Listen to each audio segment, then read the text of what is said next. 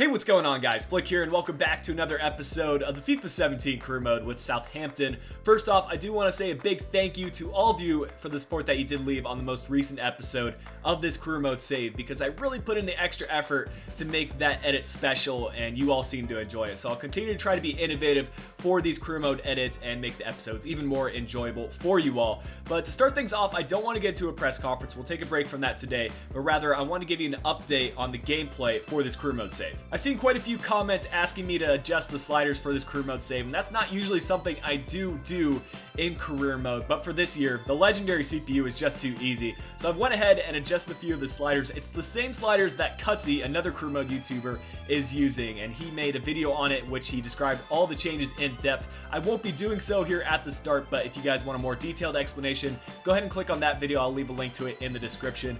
But to sum it all up, it's going to allow the CPU to get a little bit more efficient on their goal scoring ability and also not pass the ball around as much from the back. And hopefully that will provide for a little bit more difficulty and more entertaining gameplay for all of you. But we'll see how things go, and if things get too difficult, maybe we'll bump things down to the default settings, and maybe EA might even roll out a patch in a couple of weeks' time. Before we push on any further in today's episode, I do want to provide a couple of updates for you, and the first one being on another injury. We just seem to have the injury bug right now, and this time it will be Lloyd Isgrove out for 3 weeks. He did suffer a sprained knee in the final match of the previous episode, and he's not the most crucial player, so I think we'll be able to move on just fine, and he'll be back into the team soon enough. But I just hope our luck does turn around and we don't suffer another key injury like the Dusan Tadic injury.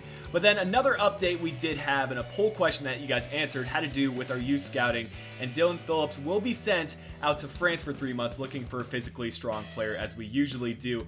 And I'm not going to try to scout the same country twice. I'm going to keep on adding some variety and look to bring in some other nationalities into the team. A few comments saying I should scout out Asia, and I definitely plan on doing so. Just to give some context for today's episode, the race for the top spot in the Premier League is a tight one, and there is a chance that we could be first place by the time this episode comes to an end, and here is why. Because if we jump over to the calendar, we'll start things off with a match against Stoke City away, and then play Bournemouth away on Saturday, simulate against Middlesbrough, another home match, and then we'll close things out with the match at St. Mary's against Spurs. If we win in that game, then we could leapfrog Spurs for that first place spot. But for right now, we need to focus on the game at hand and Stoke City, who are having a fantastic season, currently in 4th place, just 1 spot behind us. And they're going to look to overtake us in this match, but we have a strong team coming out for this one. Fitness is by no means an issue, and our team is in great form, so I'm fully expecting us to get a win regardless of the weather conditions and the away match. Say what you want about this Stoke City team, but they have an incredible side for career mode with Martins Indy and Jack Butland in there, 2 very high potential players in career mode. I haven't played too many matches with these adjusted sliders, so I'm still trying to get a feel for how the CPU does play, and as such, I'm playing very cautiously. Things don't feel too different yet. Maybe it's a little bit more difficult pushing forward. Well, we'll look to do so here, playing it to Nathan Redmond, running it down the wing. And in these kind of situations, I feel like the CPU usually would kind of just let us be and give us all that space down the wing, but things seem to be different now. And Jordi Classy on the ball, playing this one to Ward Prowse, back to Classy, and now to Ryan Bertrand, pushing up from the left back position, needs someone to show for him. He'll play this one in the middle, could be some 1-2 play, and we're going to play it through. It's Højbjerg who's through on goal, and I don't care if we have adjusted sliders, we can still score goals, guys, and that was a nice bit of build-up play, and it was Højbjerg to finish it for us, going with that double tap shot, which is the low power one, which I have found to be incredibly effective. Definitely recommend you guys try that out. Afellay looking to answer right back. He's going to play this one over to Mbula. Mbula now finding Wieland. We were trying to make the interception here, but this could be a shot opportunity for Stoke City. It's Mbula once again, who kind of started the play, playing it to Wilfried Boney. And now Boney trying to make something happen. Could shoot from here, and that one's off the post. It's saved by Fraser Forster. Well done to have an idea for where the ball was and make the double save. Buffon on the counterattack. We could look to play this one centrally, and we have a couple people making that run. Has to be a first-time shot, and Højbjerg has been in those kind of positions several times this season, but he can't seem to put those kind of opportunities away. He's still been my man of the match so far in this game, but that could have been 2-0. This is a good crossing opportunity for Shaqiri. Gonna need some LTRT dribbling. Now finding Mbula. We get the block in, and we have to get it cleared away. Well done by Højbjerg. Not the best clearance, but hey, we hang on to possession. And now it's Sofiane Buffon. Could look to run to space. Gets by one of the defenders. Well done here. LTRT dribbling. Now playing this one to the middle. It's Ward Prowse. Could shoot from here. Instead of lay off it to J. Rodriguez, and Peters ends up clearing it away. But still, it's 1-0 for us, and it looks like we will go into the halftime break with that scoreline, and I would be thrilled about that. Oh, what a through ball played by Jordi Claessi, and again, space for Buffal to run. Could look to Burbuspin in this kind of position, and here we go. Getting by a couple of Stoke City defenders, looking to square it across, and we will. It just has to be a tap in, and James Ward-Prowse getting us a second goal. Man, even with these sliders, things are just too easy for us, and really the same case as it was before, just on the default settings, and we get that 2-0 advantage going to the halftime break. To be honest, it was just a matter of being clinical with our chances. Stoke City had 2 shots, but 0 shots on target, whereas we had the 2 shots on target and 2 goals. I guess that's how we play FIFA 17. If you're clinical with your finishing, you can still get wins. Coming out of the halftime break, I would imagine Stoke City are going to try pushing forward a little bit more and get some shots on target. They have the quality of players to do so, and we'll see how they do play here. We are playing defensive because there's no reason for us to push too far forward with a 2-0 advantage. And now it's Johnson, their fullback, finding Afellay, and now it's Wilfried Bony. We get the block in, but will that be a throw-in or will it be a corner? It's going to go out for a corner kick. We'll have to watch the number 12 and Bony. He's getting right in front of the keeper and sending in the cross. We will get a piece of it, and Nathan Redmond needs to get it cleared. We do, and we'll try to get on the break with Buffal. A little bit of space for him to run with it, and not really being closed down. Cutting it in now, and gets tackled right at the end.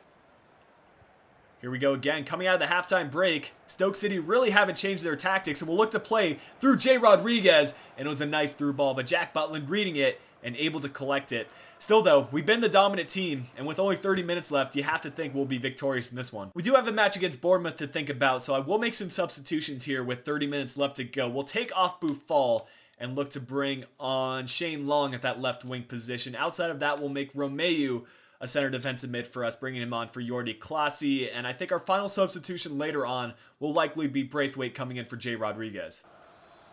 Whelan with a chance to cross it in. Still holding it up around the corner flag, finding Stephen Ireland.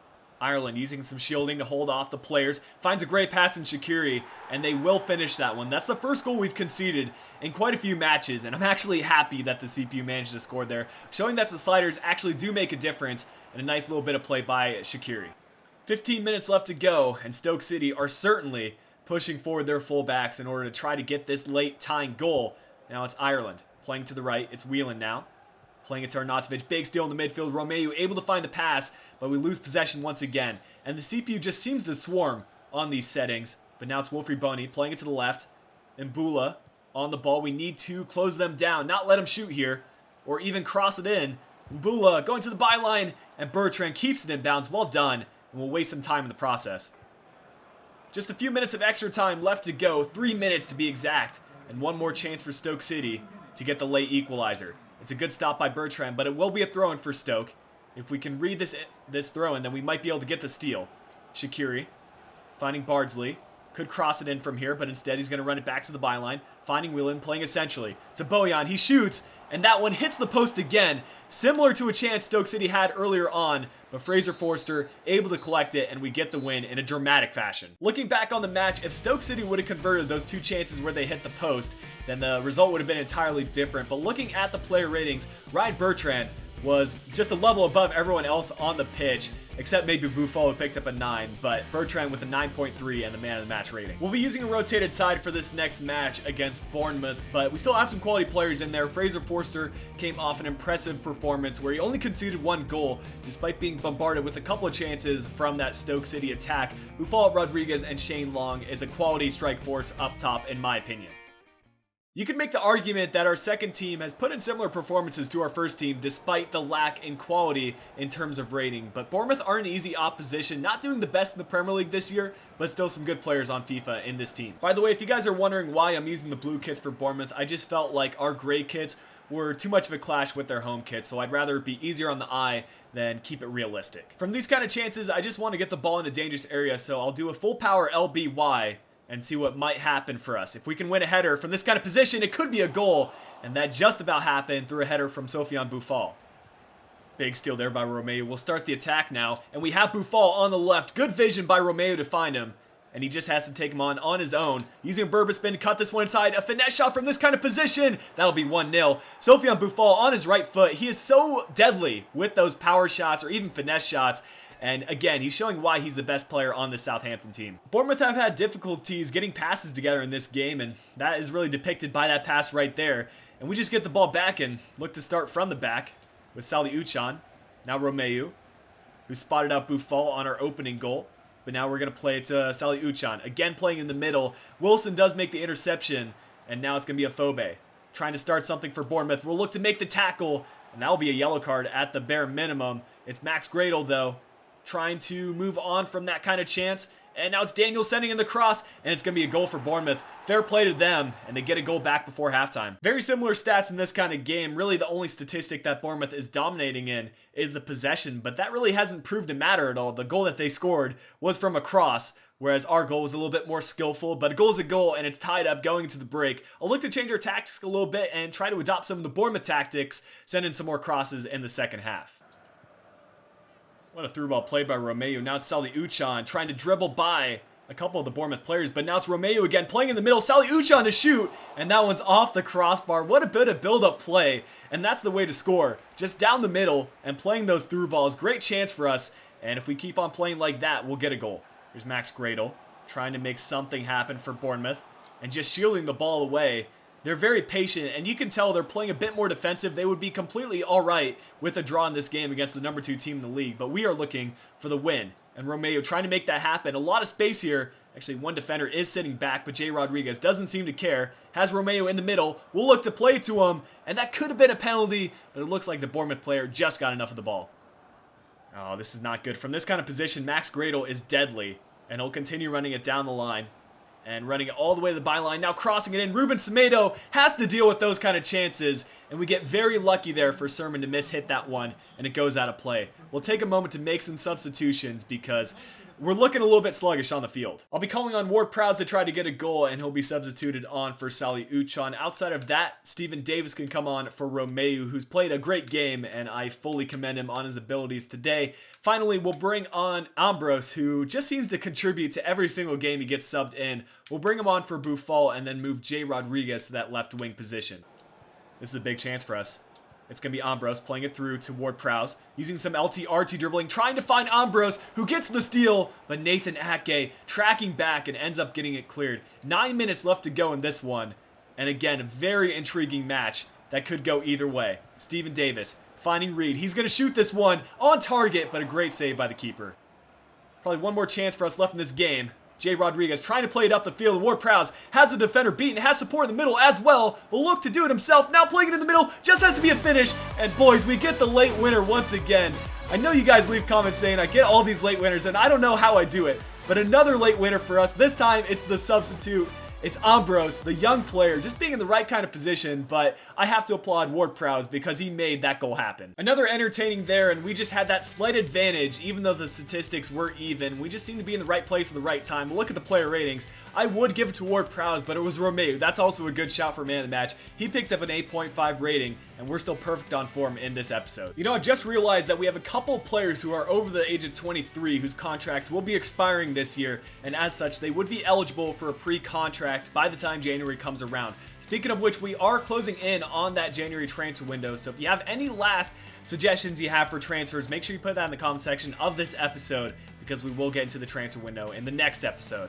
But let's go ahead and sort out those contracts right now and make sure that a couple of our players do go ahead and get signed up to another deal. I believe it's in the transfers tab. Took me a while to find it, but it's in the bottom right here.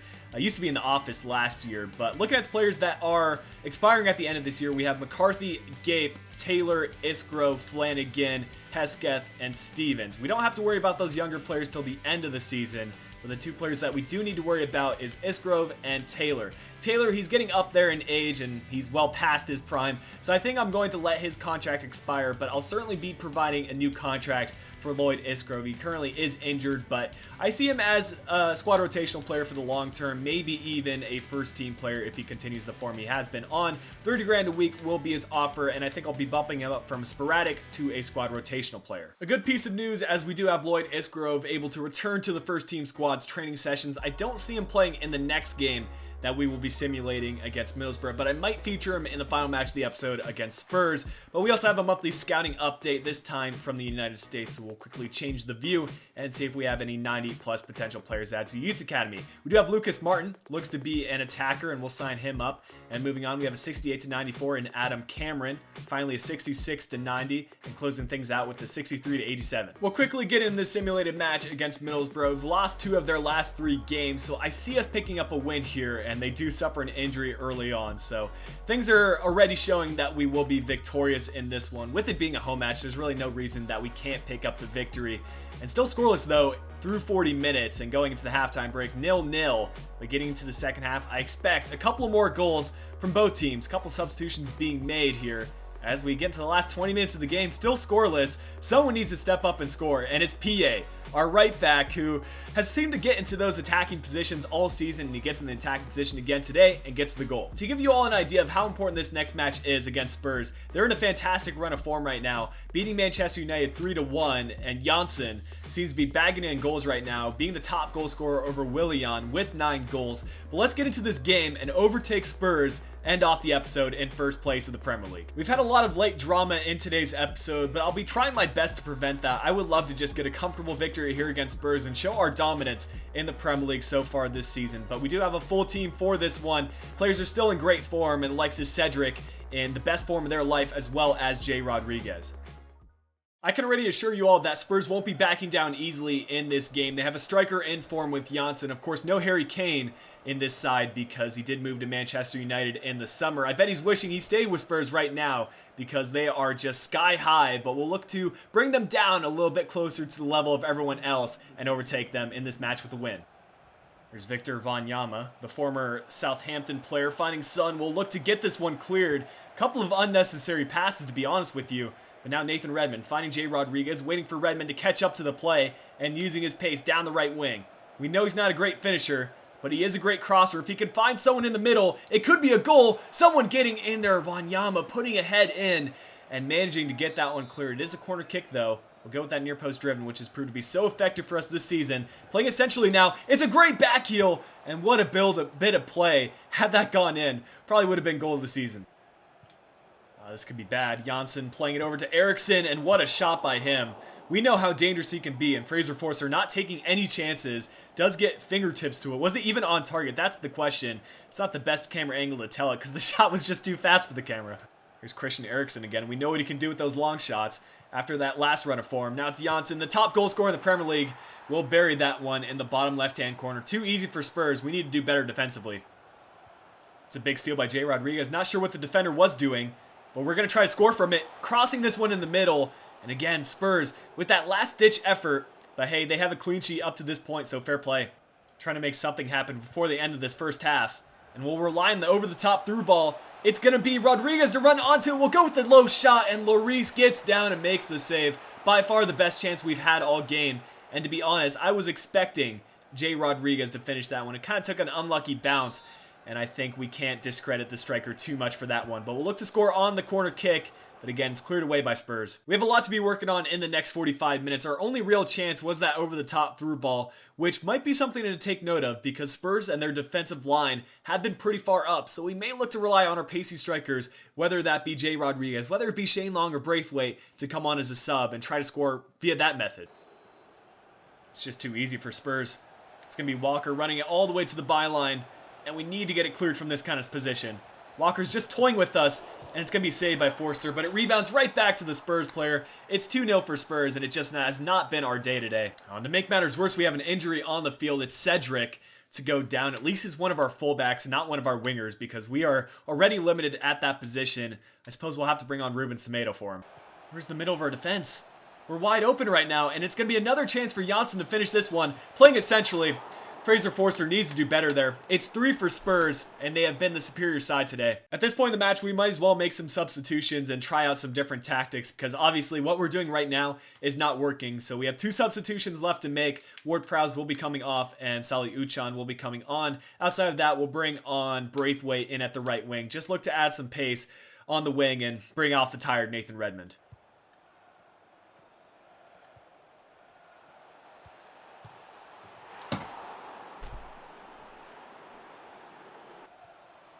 I'm on balanced attack, yet we only have 2 defenders back in play, and it's going to be a 5th goal for Spurs. I'm so tired of this. Well, that's an episode in the books with sliders on, so now that we have a good understanding of where we're at with sliders and where we were at before without sliders, I want you guys to make an informed decision through a poll question. So I'll leave a poll question for you guys right now. Do you want me to stay on the current settings with sliders? We did pick up 2 wins in today's episode, and it was certainly more difficult, as shown by the result today against Spurs, which I hope will be our worst result this season. I don't see us going any worse than that. Or do you want me to revert back to our old settings, the default settings on legendary difficulty? Go ahead and vote in that poll question, and I will implement that for the next episode. But I hope you guys have enjoyed this episode today. If you did, make sure you drop a like down below. Subscribe if you are new to the channel, and until next time, this has been Flick. I'll be talking to you guys again soon.